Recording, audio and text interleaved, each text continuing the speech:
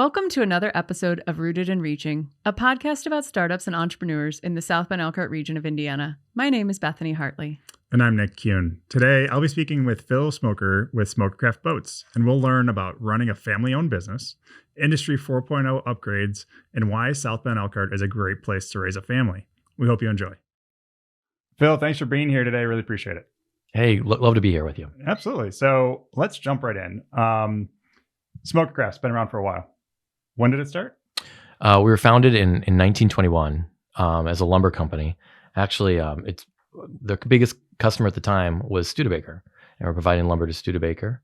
And from there, we had some excess wood and built some boats just on spare time, and found out there was no oars and paddles for boats. So got away from boats and lumber and built oars and paddles for the next 30 years until eventually it made its way through RV. I did some RV for a bit and got into aluminum boats in the early 60s. So this is your family, Yep. Right? Great-grandfather, great-grandfather? Well, actually, I'm fifth generation. Fifth generation? Yes. Okay. Yes. And actually, we're together with StarCraft, and StarCraft was founded even earlier than Smokercraft, was 1903. And the fourth generation of the Schrock family that founded StarCraft's involved too. Okay, Yeah. Cool. Let's touch back on that in a minute. I'm really curious about this. How do you go from making wood things to making pontoon boats? Maybe we could follow that arc for a little bit. I know you guys do more than pontoon boats, but aluminum boats, let's call it that. So since you weren't there, from what you've been told, was there entrepreneurial spirit in that family? Were they just manufacturers doing what they needed to do to put food on the table? What were those early days like from the stories you've been told? It's a little bit of both, and actually both companies went through similar paths. I know on the Smokercraft side, it was initially just to put food on the table. There was a large amount of the family worked together every day from a lumber standpoint. And then they were always looking at other ways to increase revenue and do new things. And just over time, you look at other things that kind of work into from what you were doing at that time. And there was definitely an entrepreneurial spirit in the family. Do you have any of the original oars still hanging around somewhere? Yeah, we actually have quite a few. We're notorious for, if we find them on auction, we're always right there. Oh, that's cool. Yeah. That's great. Yeah. So then you're around the boat space, but then the company transitioned to making boats. That's right. So that's a big leap. You can kind of isolate yourself from your clients. If your client is a boat manufacturer and all of a sudden you're competing with them, maybe they're not as interested in doing business with you. How did that period evolve, and what were the repercussions of that? Well, I don't know exactly how it evolved, but I will say this, and it's an interesting story. You brought up competition. So at the time, in the late 50s, early 60s, Smokercraft and StarCraft were separate companies. Okay. And I know that my grandfather was interested in getting into aluminum fishing boats at the time. And Harold Schrock, who owned StarCraft, was building aluminum fishing boats. And there was a couple other builders locally. And I know that my grandfather met with multiple people and his brothers, or his cousins, met with multiple people about how it was best to build them. Mm-hmm. And the actual competition was very open to having people come in and discuss what the best practices were and how to do it. So a cooperative spirit. Yeah. Interesting. Typically, I wouldn't consider that to be the first thing to be helpful to a potential competitor, but it seems as if it meshed these two families. It was the early stages of what turned out to be a merger. Yeah, and there was a lot of process that got there, but it was even before there was even that as a discussion point or even an opportunity. People were willing to help each other as far as how to work within the environment. Do you think that spirit still exists in the South Bend Elkhart region today? I definitely think it does. I think it's certainly competitive. I think that's probably one of the things that's local to the region as far as how we work with each other, and we're still competitive, but I think everybody wants to see the area succeed. Obviously, a lot of the competitors came from the same companies, same families, different things, but I think overall everybody recognizes the what the industry, especially in RV and marine locally, from my perspective, there's a lot of us working together to try to advance the region and advance the industry. That's great. Yeah. Huh, really interesting. Cool. So you're with your family. How many representatives of your family are at the Smokercraft StarCraft Alliance? Yeah. So my father is the CEO, and I'm the vice president of sales, and I work directly for my father. But then I also have I have a cousin that's involved in the marketing side. After my father and myself and my cousin, we don't have a lot of immediate family still involved, and the same goes for the other family, the Schrock family. It's we do have a bigger presence as far as the board of directors of the company, but not from an active day-to-day management. Got it. So you deal with your dad at work and then not at work. And not at work as well. That's right. And you're still doing it. Still doing it. All right, cool. Yes. So it goes well. It can happen. It can work, yes. All right. Teamwork makes the dream work. Excellent. So a big point in the history of SmokerCraft is when it merged or acquired. I'm not sure the exact details. Can you tell us about how it looked to leverage its resources with StarCraft and make a better, bigger product? Well, actually, the family that founded StarCraft, the Schrocks, they sold the company, and I don't know the dates exactly, but it was the late 60s. And then after being out of the industry, wanted to get back in for various reasons in the late 70s, and bought controlling interest in SmokerCraft from my grandfather and his cousin. And at that point, it was just SmokerCraft, but the two families were together at SmokerCraft. And then in the mid 90s, I think it was 1995, Brunswick, which owned StarCraft at the time, decided they wanted to sell StarCraft. And both families and company went back and purchased StarCraft. And then back in 2007, right about the time of the recession, prior to, we merged the two companies together into one location. Got it. And what benefit did that bring? When we merged them together, it helped a lot because we had duplicate facilities just in the South Bend Elkhart region, and putting it all in one place, get us control of our inventory quite a bit better, allowed us to use resources and engineering a little bit better between the two. It still was complicated in terms of people on one side were used to working with StarCraft and one side working with SmokerCraft, but over time, everybody was pretty good about getting through it. And it was actually probably easier during the recession, which was a challenging time for the marine business because it was so challenging. People were really working hard to make it work. Yeah. Right. So we talked a bit about the history of StarCraft, SmokerCraft, and then seeing the two companies combined. What are you guys doing today? What do you focus on? What do you sell, and how much do you sell of it? Like how many boats? I know they're into boats, but there's probably some other things too. Tell us a little bit about the offerings. So we operate under 5 different brands: SmokerCraft, StarCraft, Sylvan, Sunchaser, and Starweld. And we operate in 3 segments, which is fiberglass sport boats and deck boats, aluminum fishing boats, and then pontoons. And all told, amongst all of those 3 segments, we build about 18,000 units a year. We also we don't build the engines and the trailers, but we buy them and we sell them as packages to the dealer network. And our dealer network is over 400 dealers throughout the US, Canada, and worldwide. And that's your job as VP of sales. You're monitoring that, building relationships, ensuring that your dealers are aware of what's coming next, what quality you guys provide, all the options, everything to that in that regard. Yes, sir. All right. Sounds like a lot. Yeah. Yeah, it is. It gets complicated.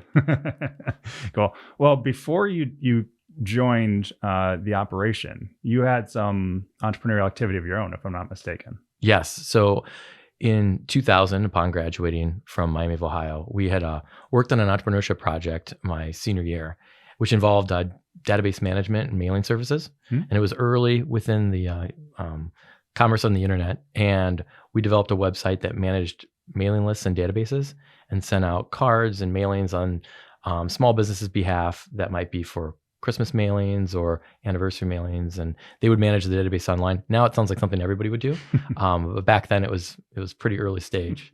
So you got your taste of technology, and you threw your hat in the ring and said, "Hey, there's something here. I'm going to start a business with my friends or whoever the case may be." Yep. Oh, awesome. And is that business still running? It is still running. We actually we sold it to our partner. We had a partner in Kansas City. They're operating it full time out of Kansas City as of 2 years ago, and it's still in operation. Yeah, excellent. So, what did you learn from that experience? I think that experience, having gone to school, that was great. I had a good base of knowledge, but when you're starting a company, especially right out of school, you find out a way to get it done. And I think we found that there wasn't any magic formula, or there wasn't a way that you had to do everything exactly written out for you. You had to just find the way to make it work. And I think if there's anything I learned, it was that you just went out and found a way to get it done. Yeah. Does that apply to your role currently? Yeah, I definitely think it applies to the role. I mean, obviously there are certain procedures and things, but a lot of times you just take for granted you think there's a way that it needs to happen. And sometimes, especially our organization, we're pretty flat. We don't have a lot of layers of management. And we do, but it's not to the level of a lot of our competitors. So we all take it upon ourselves to find a way to get things done. Mm-hmm. Just get it done. Yeah. That's good. I like that approach. Is Smokercraft, do you think Smokercraft is entrepreneurial in its thinking or innovative in its thinking and the ways that you solve problems? Yes. And I think we're becoming more and more that way. We spend a lot of time on trying to not just like typically in our industry, a lot of the innovation is a lot of copycat from competitors and things like that. We've looked at a lot of different ways to build product that are not traditional. Like we've done some different things with aluminum fishing boats and the way that the hulls are shaped that are quite a bit different from our competitors. Right now, we're working on some pontoon things that would use different materials and an entirely different production process into new product design that will look quite a bit more advanced, more automotive. And then we've actually worked it into some of our manufacturing capabilities too. And we were, by we, I mean the Startup South Bend Elkhart committee, we had a meeting at Smokercraft recently. Mm-hmm. So that's what you're talking about, a little bit of Industry 4.0 and automation coming into your process, which was not there before.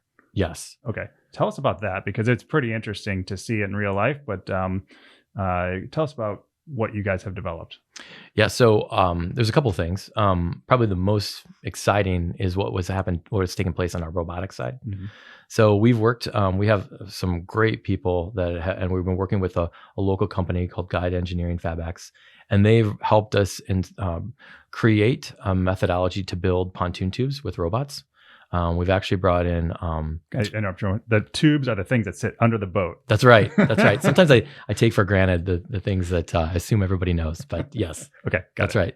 So we're using robotics to weld the tubes, and that includes everything from the nose cone, the pointy front of the tube, mm-hmm.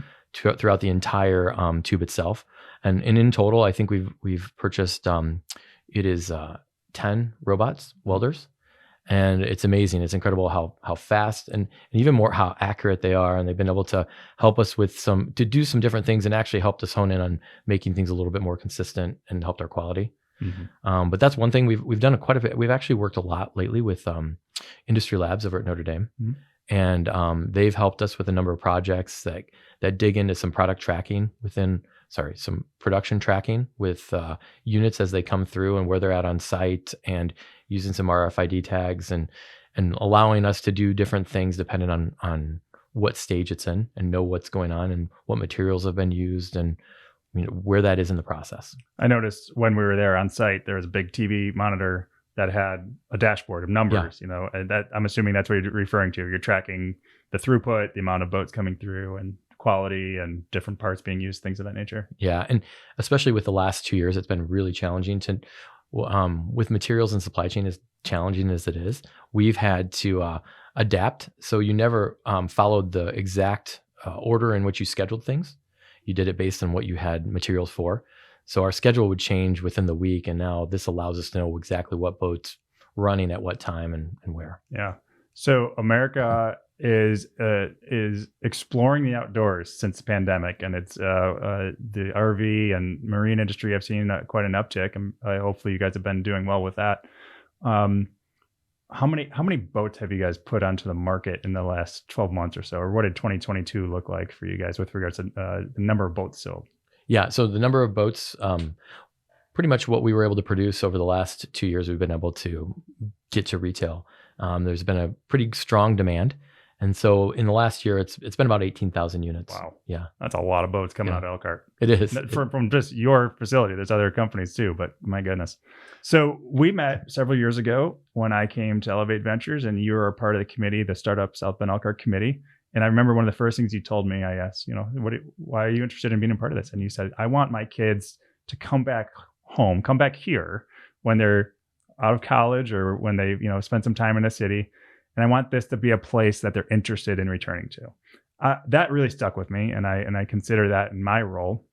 Tell me, it's a little self-explanatory why you want your kids here, but why is that so meaningful to you, so that you're disrupting your own schedule to participate in activities like this? Well, I grew up here. I grew up in Goshen, and my wife grew up in Toledo, and we both came back here after a college and a stint in Chicago, and we love it here. And we have 4 kids. Our oldest is about to be a senior in one day, and youngest is in 4th grade. So one of the things, I think there's a lot of opportunities here locally, and but I think there could be more. And I think, my kids are adventurous and want to do different things and want to experience a lot of things, and I'm sure they'll do that. But I think there's a lot of that we can bring to the region as well, to make sure that they come back here. I'm selfish. I don't want to have to travel around the country to find them and spend holidays with them. So the more we can do and bring them back here, the better off we are. And I think with somewhat from the outside in, a minor change, such as a robotic welder coming in